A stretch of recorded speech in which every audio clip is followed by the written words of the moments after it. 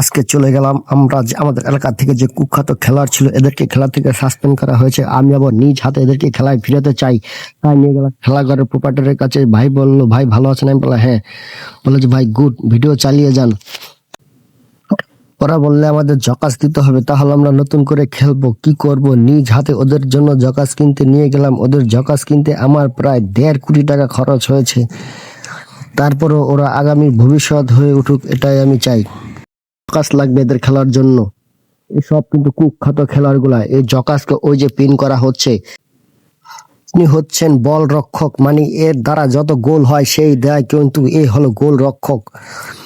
এদের জন্য এই যে জকাস পিন করা হচ্ছে, জকাস অলরেডি তৈরি হয়ে গিয়েছে। এই জকাস পরেই তারা মাঠে নামবে বলের বিরুদ্ধে। এই হচ্ছে আমাদের এলাকার খুব ভয়ঙ্কর খেলোয়াড়। এই যে তাদের জকাস কিরকম হয়েছে আমাকে দেখাচ্ছে। আমি বললাম না, খুব ভালো হয়েছে, এটা পরে তোমরা আবার নতুন করে খেলবে। সাসপেন্ড হয়েছে ওগুলা ভুলে যাও, নতুন করে জীবন শুরু করো। এই হচ্ছে আমাদের সোনার হরিণ, দেখতেই পাচ্ছেন। এই সোনার হরিণের জন্য আমরা যত লড়াই করব, এটাই হচ্ছে আমাদের মূল লক্ষ্য। আচ্ছা, আমি বললাম যে না, আমি নেব না, আমার শরম করে। ও এটা নিয়ে কিছু ছবি তুললো, পরবর্তীতে ও আমার হাতে দেওয়ার জন্য চেষ্টা করলো, আমারও ভিডিওটা নিয়ে নিল।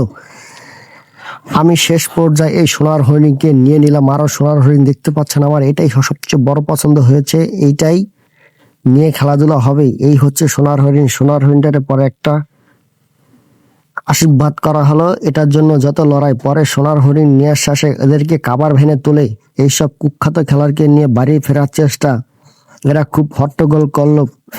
যত যাই বলুন, এরাই কিন্তু বাংলার আগামী ভবিষ্যৎ।